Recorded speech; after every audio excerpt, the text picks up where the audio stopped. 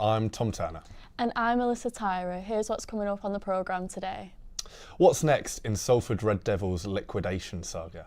We find out more about seasonal affective disorder.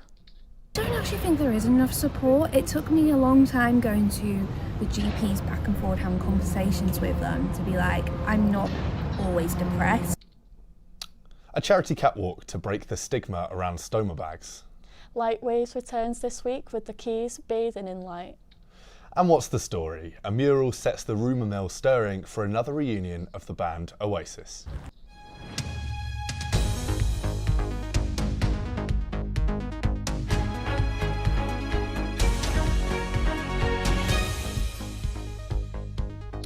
Salford Red Devils Rugby Club has been liquidated following yesterday's breaking news, bringing the club to an end after 152 years of history. The news follows the minute-long hearing with HMRC, in which the club was unrepresented over a saga of financial troubles. Quays News sports correspondent Molly Horton joins us in the studio to tell us more. So, yeah, it's been a tough 24 hours for Salford fans. After the announcement was made that the club has officially gone into liquidation, some fans feel as if this is the end of Salford Red Devils, but a vast majority have belief that this is not the end, but rather the beginning of something new. The 1873 club and its supporters are hoping that they can form a Phoenix club. But what exactly is a Phoenix club, you may ask? It's a club which is created after an existing club has stopped operating. It will often have a similar name, kit and logo. Usually the Phoenix Club is created and supported by fans of the original club what has ended. And if a Phoenix Club was created before the championship season begins, Salford would be able to play under a new name. However, this is a challenging task to achieve as there is just 6 weeks before the Betfred Championship begins. And Salford are scheduled to face Oldham on the 16th of January to kick the season off. But one fan who is hoping this will happen is Nick Holt, a member of the 1873 club.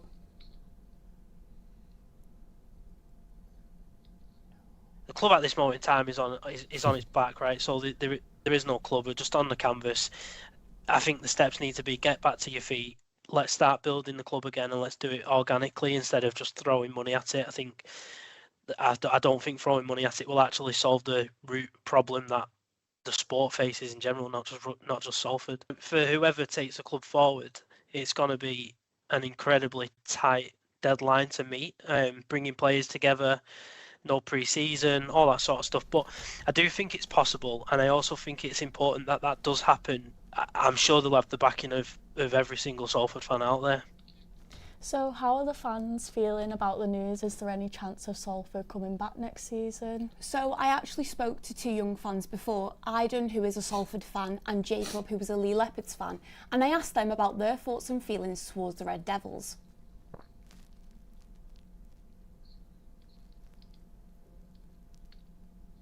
It's on its back, right? So there is no club. We're just on the canvas. I think the steps need to be get back to your feet. It's heartbreaking, really, from a fan's perspective. I mean, I've been going to the Salford since 2016, my first game, which is many years, nearly 10 years. It's a long time. I've seen high points, I've seen low points, I've seen everything in between, and then there's people who I know who have been, it's in the blood, it's in the family. Yeah. I've been going for years and years and years, and it's devastating. Yeah, and Jacob, obviously you're a Lee fan. Yes. But it must have impacted you in some way, so how are you feeling about it?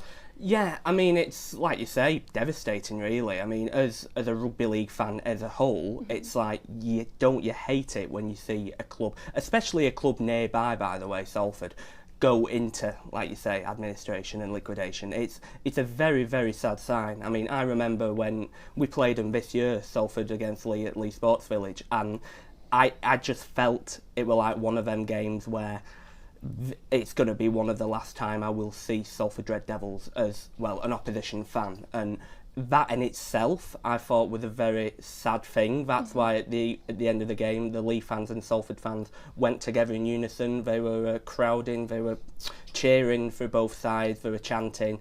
And I thought that sight in particular was a very, very good moment, but also a very telling moment in what was to come. It's quite nice to know that even though you're opposite teams, you can come together in times like this, can't you? Yeah. And just sort of respect the game and the players and the fans, like, all together as a community.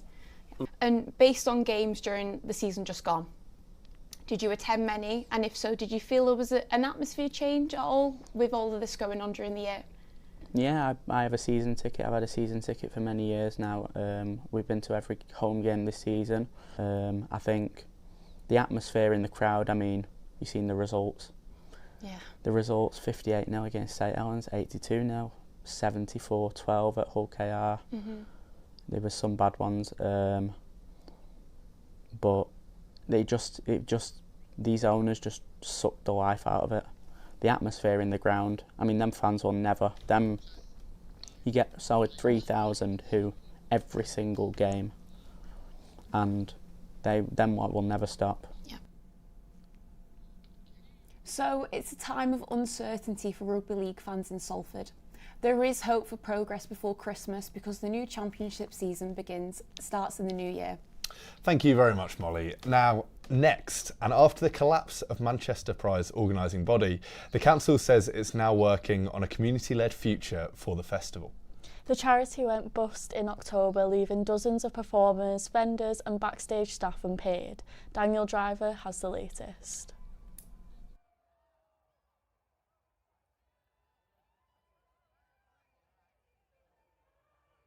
So I've now performed for Manchester Pride since 2009. Yeah, that was the first one I did. And it's just a good showcase, which is brilliant. I mean, that's what we can do it for.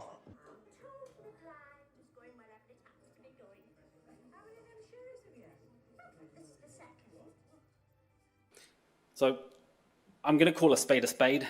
I think Manchester Pride became a bit of a money-grabbing event that was rootless in the city beyond its ability to gather large numbers for a party. We've been a bit stupid about it though, really, because we knew there was warning signs, but we somehow thought this is Manchester Pride. They're never ever going to screw you over because, you know, we can see how many people are coming through. They'll have thought all that through. They know what their budgets will be. They'll know what they've got to spend. They know what, therefore, they've got coming in.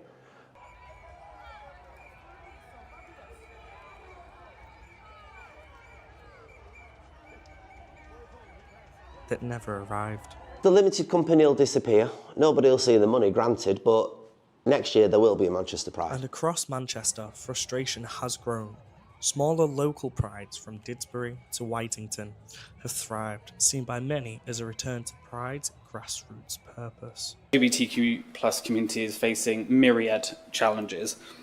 We need a new model of supporting them over a Pride weekend. I'm glad this motion commits to a transparent process of establishing that. Despite the collapse, many believe Pride will return stronger if the community is put back at the centre. Pride's not over. It's going to be back. It's going to be immense. Perhaps even in 26 will be even better because eventually I think it'll be a people's pride. Daniel Driver, Quays News, Manchester. Now, as we are well into the winter months, some of you may have noticed that you aren't feeling the same as you did during the summer months. Maybe it's struggling to get up or feeling tired with the short days and long nights. For some of you, you may be experiencing seasonal affective disorder, as Oliver Sykes reports. Libby Gale first experienced sad symptoms around 6 years ago when starting university in Salford. She was diagnosed with leukemia earlier in life, which can affect vitamin D levels. But she doesn't believe there is enough support for the condition. I was just feeling not myself. I felt that my sunny personality was almost becoming frozen, and it wasn't until maybe the March time that I felt myself just kind of defrosting and going back to how I used to be. But it was very much 6 years ago during that period of time. Libby Gale also has recently turned to using a sunrise lamp to help her with the condition. Which is to help me wake up a bit more in the morning. It's to be a bit more artificial sunlight coming in. And I have realised that's really started my days off a lot better since I've used it, and it also helps boost your vitamin D levels as well. So I would say it's really useful to have one of those. With around 1 in 15 people experiencing seasonal affective disorder, the illness commonly termed as SAD is a recognised mental health condition. This GP believes that sometimes people think it's just being under the weather. But actually, it's a slightly more serious condition than that. And it's essentially when the sun disappears, when the days get darker because the clocks have just gone back. And what's happened is the evenings have got darker quicker.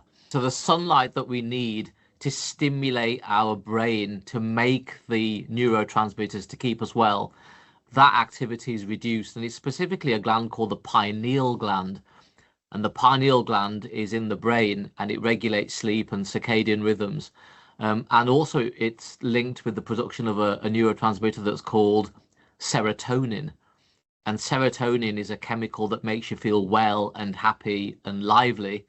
And of course, when that activity is reduced, you can feel the opposite. So you can feel tired or lethargic or tearful. So what can be done to help people experiencing the disorder? Well, Dr. Ahmed says it's multifactorial. Medication may increase serotonin, and a light box could help. And simply doing some exercise, up to 10,000 steps or more, and St John's wort, which is a herbal medicine, is another factor which may help you. Yeah. He says that it's not just down to one thing. Oliver Sykes, Quays News.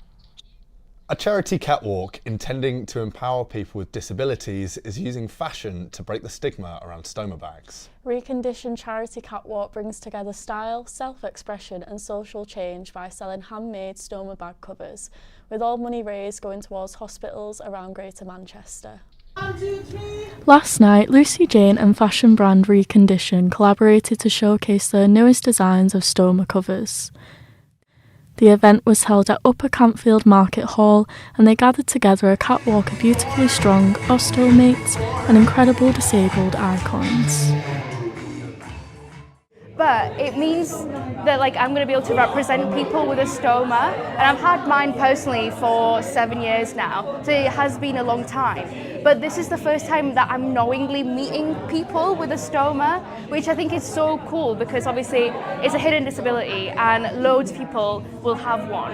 But it's really cool to meet people knowing that they've got one outside of the hospital, because the hospital is quite a sad place to be, obviously. So it's nice to meet people in a wholesome environment like this. This was to show that their disabilities don't have to break them, but make them. So inclusive, and they've just done an amazing job, bringing all these people together, showcasing the collection, and it was just amazing, just so good. Actually came about when we were shooting our campaign shoot for the jeans. Lucy was one of the models in the campaign, and basically she had this idea that she wanted to bring to life, but didn't really have the know-how for the behind the scenes stuff. So we basically came together and collaborated on the project. The event itself was also raising money for a bird named Buttony, as well as the hospital stoma bag donation scheme Covers That Care. The whole ethos of Buttony Bear is about being positive about having a stoma, and that's what tonight has really showed. It's people embracing their bodies, being confident, showing them off to everybody, and really just living a normal life with a stoma, which is entirely possible what we should be doing. Yeah. Lucy Jane, the woman who came up with the idea for the collaboration with Recondition, was so pleased with how successful the night turned out to be. I wouldn't be where I am if I didn't have a stoma bag. I wouldn't be stood here in this. I wouldn't have this room of amazing people. I wouldn't have met all these other people with stoma bags, all these connections. I just wouldn't. And none of this would have happened if this hadn't happened in the nicest way, and as hard as it is, and it's not always been easy, but this makes it worth it.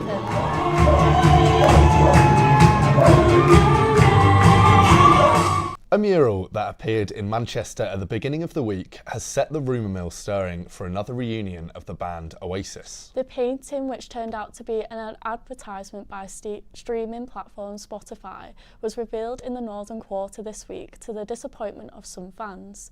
Despite this, rumours continue to swirl for another set of gigs from the Brothers of Burnage. Oliver Spencer has more.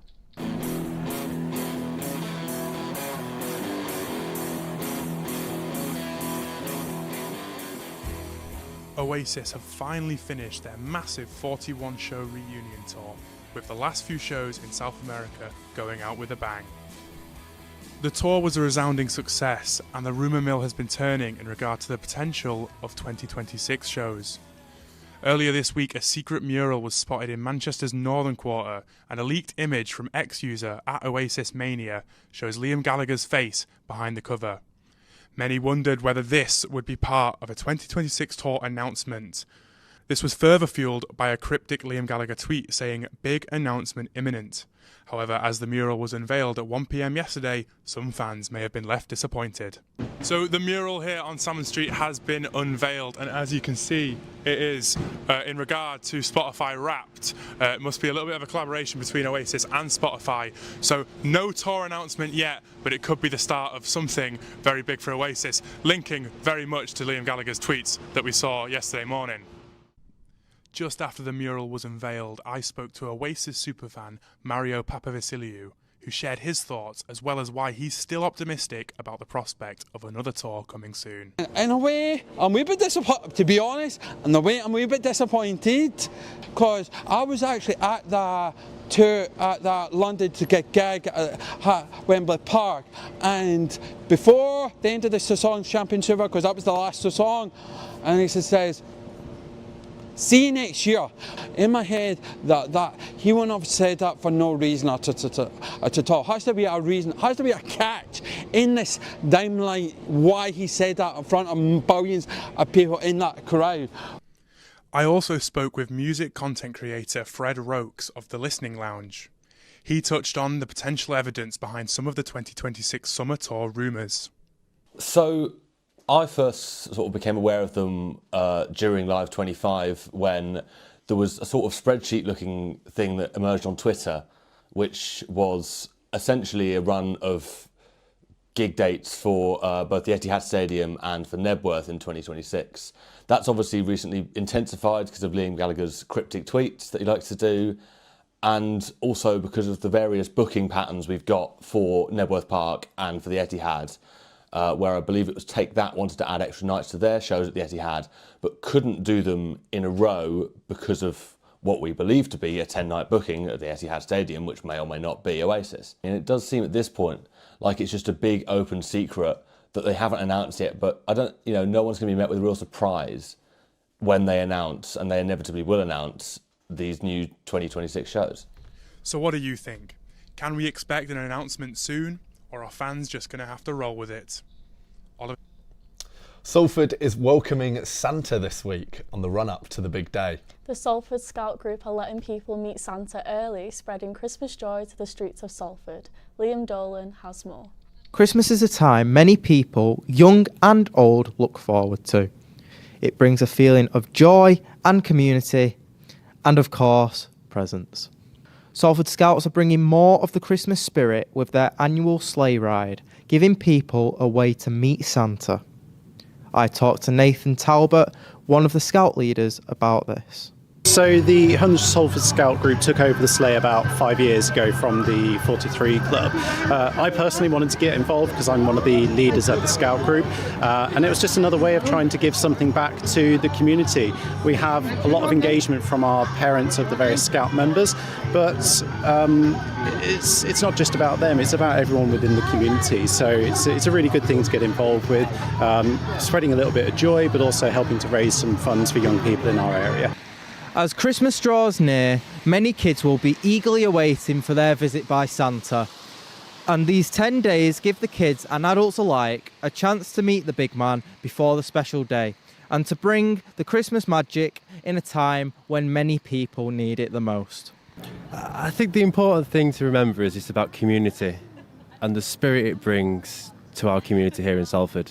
We have a huge amount of volunteers that do amazing work and get a lot from it, from being able to see those amazing young people in their windows coming out and having pictures with Father Christmas, and also more elderly people. The sleigh ride, whilst bringing Christmas joy and cheer, is also raising money for the Scouts and a different charity every year. I think the money for us was always a secondary section to it. The fact that we raise money, we can support more young people having amazing times in Scouts. The fact that we've got more people enjoying Skills for Life, which is one of our strategies, it means that we can really focus on the things that they're doing and make sure that it's affordable to everybody. Of course, with meeting the big man himself, I had to ask the most important question. Am I on the nice or the naughty list this year? Oh, you're always on the good list. Liam Dolan, Quays News. Salford Quays has been lit up this afternoon as the annual Lightways Festival returns. The free festival will be on until Sunday and feature a trail of dramatic light art installations that animate and transform the waterside around Salford Quays and Media City. Emma Stewart joins us live from the lights. Good afternoon. I am here in a cold, wet Salford Quays, but that is not taking away the beauty of the 12th annual Lightwaves Festival. The event covers about 1.5 kilometres of the Quays, including right here in the heart of Media City. There are 12 exhibitions, including a trail of illuminated interactive artworks that use light, sound and technology to put on a show. Rachel Candler, Head of Programme for Quays Culture, has said Lightwaves is a place where creativity, technology and community come together. She went on to say that the waterfront will once again become a living canvas for artists. The art covers a wide array of subjects, including Daksha Patel's work, which highlights the issues surrounding global warming. She says it will bring people's attention to climate change and questioned what would happen if we could actually see greenhouse gases in the air around us. How would it change our behaviour? Regardless of the theme, light waves are a good excuse to get out, wrap up warm and do something out of the ordinary. Thank you guys. Back to you guys in the studio. And that's all from us for today on Quays News. Tom, will you be going to see the lights tonight? I think I will. I think I'll have to have a little swing around the Blue Peter Garden later on. You can keep up to date at quays.news and following Quays News on our socials.